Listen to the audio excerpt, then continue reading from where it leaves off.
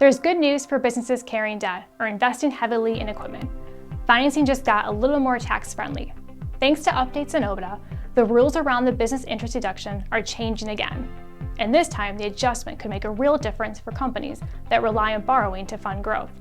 Let's take a closer look. Under the 2017 Tax Cuts and Jobs Act, businesses could only deduct interest expense up to 30% of adjusted taxable income, or ATI. From 2018 through 2021, ATI was based on EBITDA, or earnings before interest, taxes, depreciation, and amortization. But in 2022, the formula changed. It dropped depreciation and amortization, shifting to EBIT. That might sound small, but it had a big impact, especially for capital-heavy industries.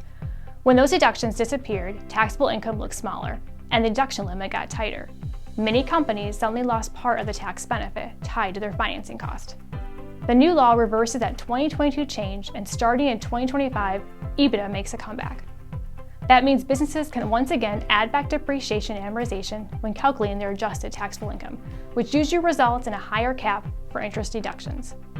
In short, more of your interest expense can now be deducted, improving after-tax cash flow for many businesses. It is especially helpful for companies that carry high levels of debt, invest heavily in machinery, buildings, or equipment, or use financing to manage long receivable or inventory cycles.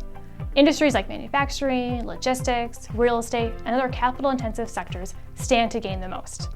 However, smaller businesses may already be exempt from these limits. If your average gross receipts for the past 3 years are under $31 million, that's the 2025 threshold, it will be adjusted annually, the cap might not apply to you at all. If your business is subject to the cap, now is a great time to plan ahead. Here are a few smart moves to consider. Reevaluate your financing strategy. With more deductibility available, taking on or restructuring debt might make more sense before. Model the numbers. Adding back depreciation, amortization could change your taxable income picture and your overall tax plan.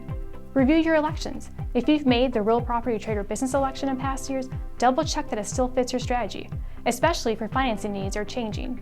If you were previously limiting and deducting your interest expenses, the shift back to EBITDA starting in 2025 could unlock meaningful savings. As always, the opportunity is in the details. Work with your tax advisor to understand how these updates apply to your business and to position yourself for the most benefit moving forward.